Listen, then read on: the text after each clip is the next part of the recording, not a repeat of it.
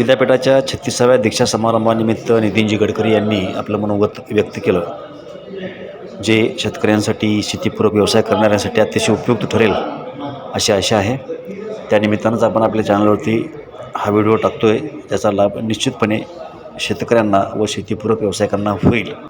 चॅनलवरती नवीन असाल तर चॅनलला सबस्क्राईब करून घ्या, व्हिडिओलासुद्धा लाईक करून घ्या आणि ह्या व्हिडिओचा आनंद घ्या. तर चला पाहूया. 36व्या दीक्षांत समारंभानिमित्त देशाचे प्रथम कृषी मंत्री आदरणीय भाऊसाहेब उर्फ डॉक्टर पंजाबराव देशमुख यांच्या पावन स्मृतीस विनम्र अभिवादन करतो. त्याचप्रमाणे अन्नदाता असलेल्या शेतकऱ्यालाही पण अभिवादन करतो. आजच्या कार्यक्रमाचे अध्यक्ष महाराष्ट्राचे महामहिम राज्यपाल आदरणीय श्री भगतसिंह कोश्यारीजी, आदरणीय अतिथी माजी कुलगुरू पद्मश्री डॉक्टर मदान साहेब, सन्मान्य कुलगुरू डॉक्टर V.M. भाले, कार्यकारी परिषदेचे सर्व सन्मान्य सदस्य, माजी कुलगुरू, शैक्षणिक परिषद सदस्य, अभ्यास मंडळाचे सदस्य, रजिस्ट्रार डॉक्टर काळबंडे, त्याचप्रमाणे सर्व प्राध्यापक, विद्यार्थी मित्र, भगिनी, शेतकरी बंधू, पत्रकार आणि उपस्थित बांधवांनो आणि बहिणींनो, सर्वप्रथम मी डॉक्टर पंजाबराव देशमुख कृषी विद्यापीठाचे कुलगुरू, त्याचप्रमाणे आपले महाराष्ट्राचे राज्यपाल आदरणीय कुलपती, कार्यकारी परिषदेचे सर्व सन्मान्य सदस्य यांचे मनापासून आभार मानतो की त्यांनी मला डॉक्टर ऑफ सायन्स ही मानद पदवी प्रदान केलेली आहे. याबद्दल त्यांच्याबद्दल ऋण व्यक्त करतो. खरं म्हणजे ही पदवी स्वीकारत असताना माझ्या मनामध्ये संभ्रम होता. संभ्रम या कारणाकरता होता की ही पदवी स्वीकारण्याच्या आपण लायक आहो किंवा नाही आहोत. परंतु विशेषतः माननीय कुलगुरूंनी जेव्हा मला सांगितलं आणि कार्यकारी परिषदेचा निर्णय पण सांगितला, त्यावेळी त्या सगळ्यांच्याबद्दल सन्मान व्यक्त करण्याकरता आणि त्याबद्दलचं ऋण व्यक्त करण्याकरता मी ठरवलं की या कार्यक्रमामध्ये मी निश्चितपणे सहभागी होईल.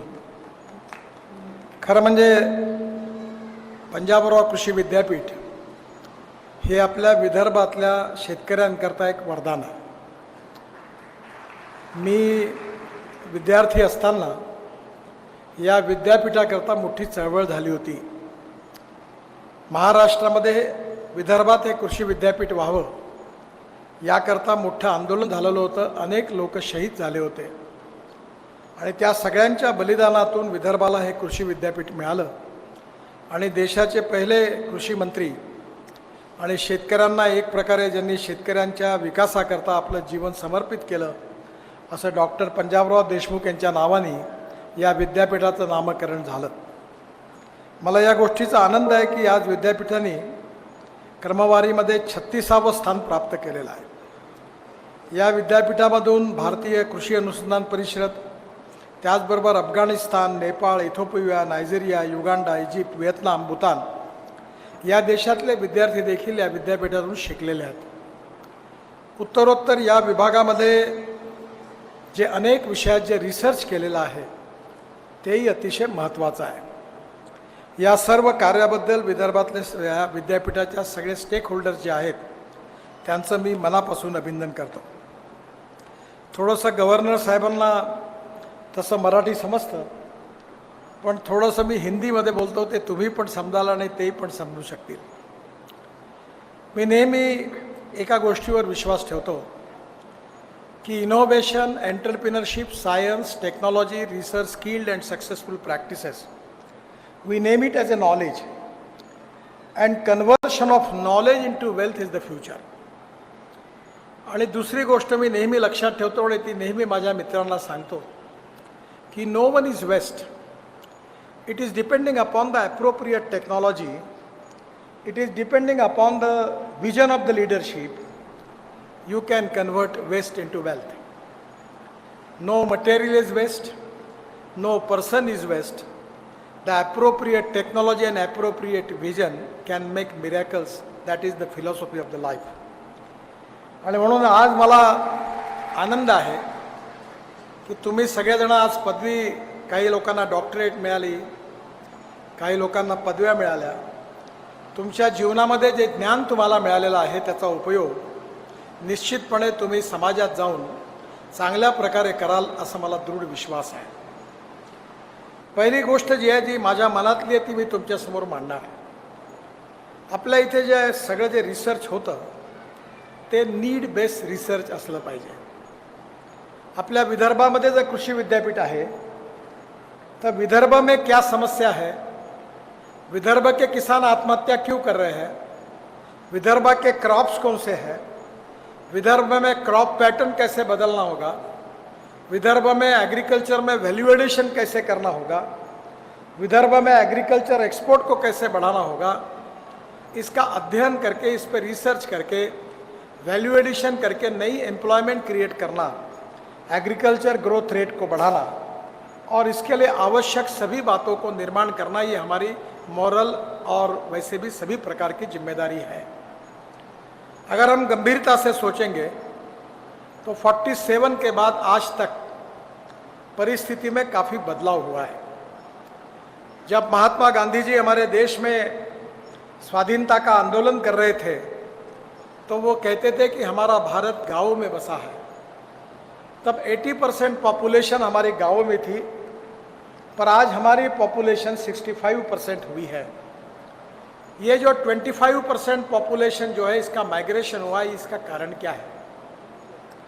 क्या ये खुशी से हुआ है? ये मजबूरी से हुआ है.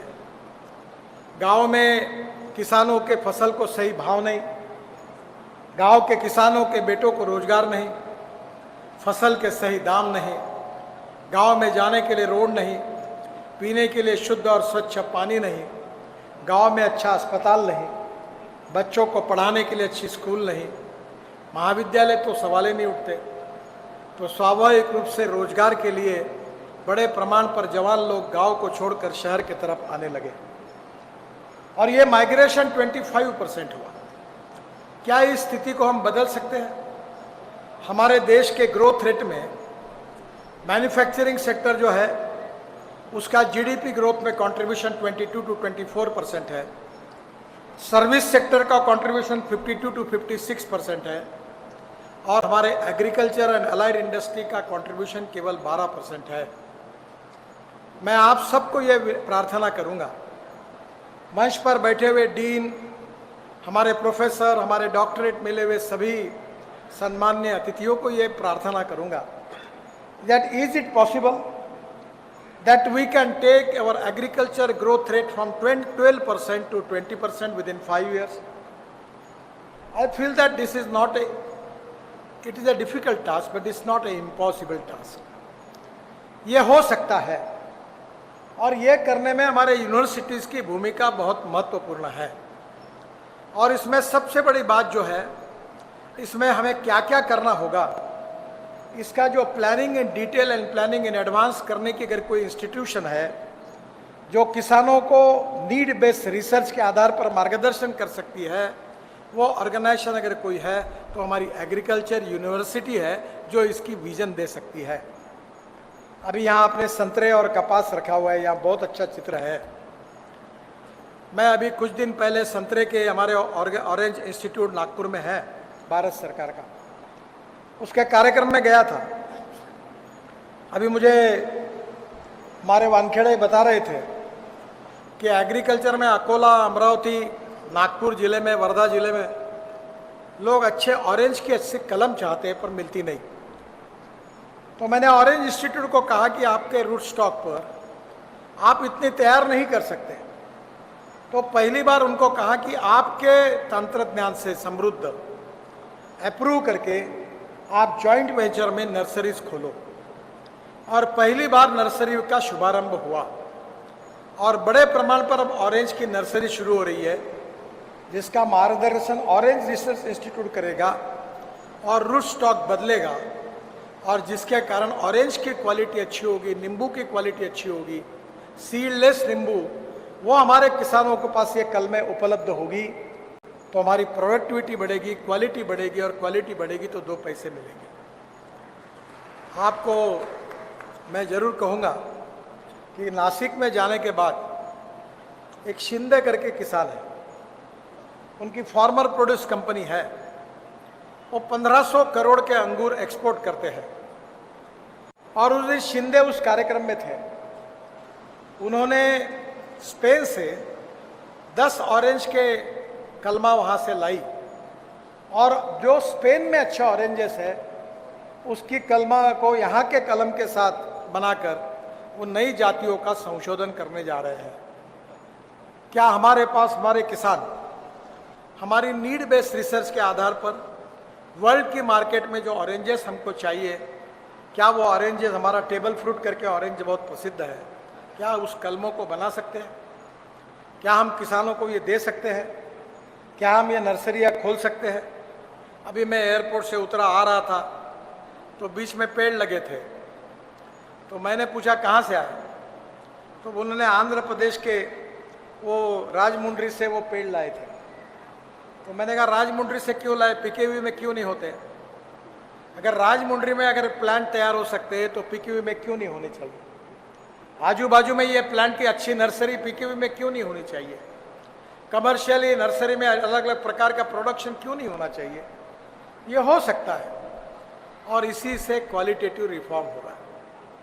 जब वाइस चांसलर साहब मुझे मिलते तो मैं उनको अक्सर 2 बातें कहता हूँ कि हमारे यूएसए में मैं वहाँ गया था, सोयाबीन का पर एकड़ प्रोडक्शन 30 क्विंटल है, अर्जेंटीना में 29 क्विंटल है, ब्राज़ील में 26 क्विंटल है, और विदर्भ में और महाराष्ट्र में और हमारे देश में 6 quintal. What is the reason?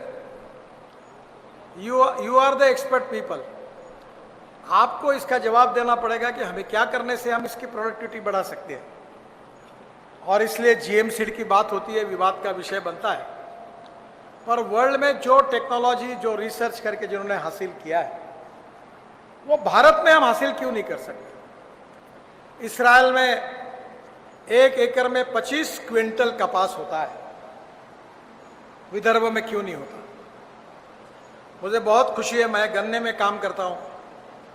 हमारे यहाँ कोल्हापुर, सांगली, सातारा जिले में 100 टन से ज़्यादा गन्ना होता था। अब विदर्भ में, नागपुर जिले में, भंडारा जिले में, वर्धा जिले में कम से कम 60 किसान ऐसे हुए हैं कि जो 100 टन 1 एकड़ में ज़्यादा गन्ना का उत्पादन निकालते हैं। ये सिद्ध हुआ है। हमारे यहाँ किसानों में टैलेंट की कमी नहीं है, उन्हें अप्रोप्रिएट विजन देकर टेक्नोलॉजी और रिसर्च करके उनको सही मार्गदर्शन की आवश्यकता है। और इसमें हमारी पर एकड़ एक्सपेंडिचर कॉस्ट को भी कम करना होगा, ड्रोन का इस्तेमाल करना होगा। नैनो यूरिया की बात आई है, 1 एकड़ में हम फर्टिलाइजर पर 2 बोरे यूरिया की अगर बचत करेंगे तो कितना फायदा होगा। To save money is to earn money. तो ड्रोन के साथ स्प्रेइंग करके नैनो यूरिया की, नैनो फर्टिलाइजर की, नैनो पेस्टिसाइड की बात होगी। ये प्रयोग कौन करेंगे? आप ही करेंगे। और आप अगर इसकी लीडरशिप लेंगे आपके गांव में, तो आपका आर्थिक फायदा होगा और आपका अनुकरण पूरा गांव करेगा। और मैं आपसे यही एक्सपेक्ट करता हूं कि ये appropriate leadership with appropriate vision in your particular village, you are the capable leadership that you can give a capable leadership and a good experiment and good example of success story to the all type of poor farmers, those who are socially, economically, educationally backward. You can train them. आप उनका प्रशिक्षण कर सकते हैं, और इसलिए नए नए संशोधन को लोगों के पास लेके जाना। आज मैं आपको और एक अनुरोध करूंगा। अभी ये सब एग्रीकल्चर एक्सपर्ट है, मैं भी कपास की खेती करता था, अभी भी हमारे कपास लगाना बंद कर दिया। सोयाबीन लगाता था, सोयाबीन लगाना भी बंद कर दिया। अब तो हमारे यहाँ गन्ना और वेजिटेबल लगते हैं। ऐसा क्यों हुआ? क्योंकि कपास में मैं जब स्टूडेंट था तब H4 का ज़माना था, H6 का ज़माना था, वरलक्ष्मी का ज़माना था, L47 थी।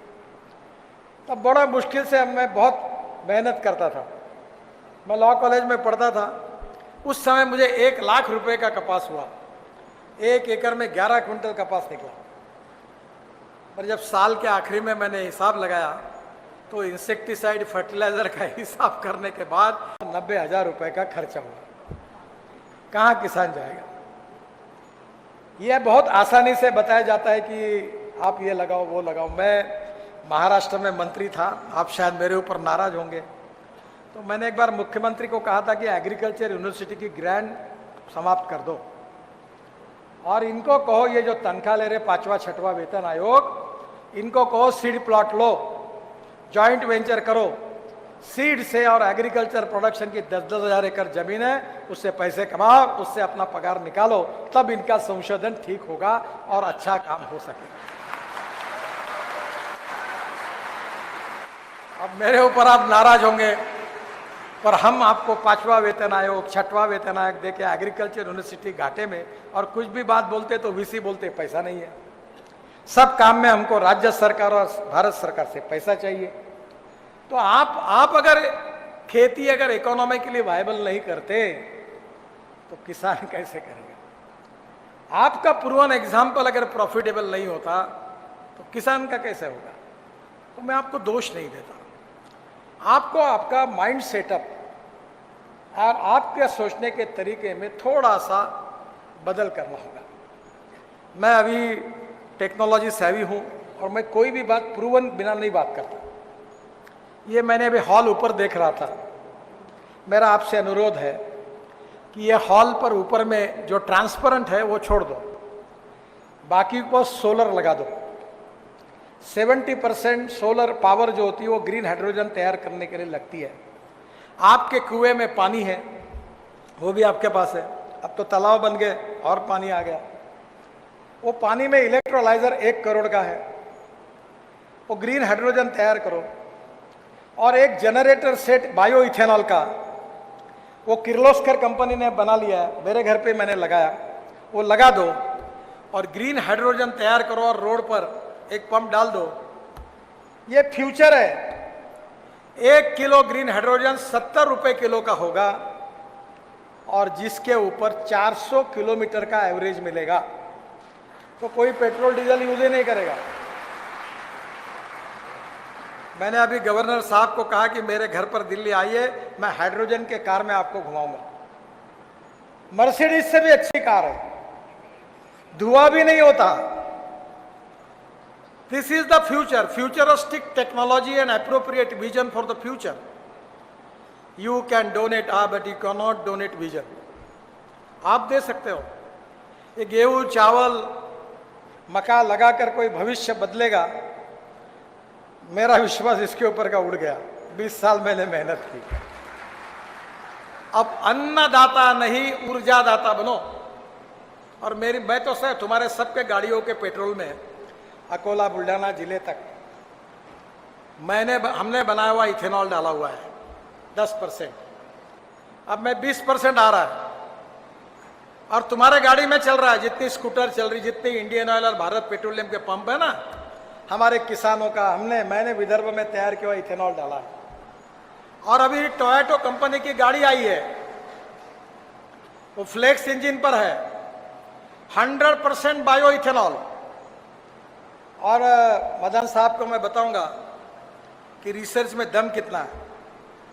मैंने रशिया से सुना कि एक साइंटिस्ट थे, उन्होंने इथेनॉल की कैलोरिक वैल्यू पेट्रोल के बराबर की। तो 1 लीटर पेट्रोल बराबर 1 लीटर 300 ml इथेनॉल था। तो जब मैंने ये देखा तो मैंने रशियन साइंटिस्ट को इंडिया में बुलाया। मेरा प्रेजेंटेशन होने के बाद मैंने इंडियन ऑयल के चेयरमैन वैद्य साहब है और एक राम कुमार करके फरीदाबाद में उनके लेबोरेटरी के डायरेक्टर, बहुत अच्छे विद्वान साइंटिस्ट है, और पेट्रोलियम मंत्री को घर पे बुलाया और रशियन साइंटिस्ट से उनकी मुलाकात कर दी। तो राम कुमार जी बहुत बड़े साइंटिस्ट हैं पेट्रोलियम के। उन्होंने कहा sir can I request you? मतलब बोलो, कुछ भी बोलो। Sir they are telling but I feel it is very difficult, it is not going to happen. मैंने उनको कहा राम कुमार जी गाजर की पुगी है, ट्राई करके देखो, बचती है तो बजाओ, नहीं तो खा लो, इनको भेज दो वापस। 3 महीने प्रयोग हुआ और आफ्टर 3 मंथ राम कुमार जी ने मुझे और पेट्रोलियम मंत्री को जवाब दिया कि experiment is successful, now the ethanol caloric value is equal to petrol, और हम इसको एक्सेप्ट करेंगे। एक निर्णय से देश के 20,000 करोड़ रुपए का बचत हुआ।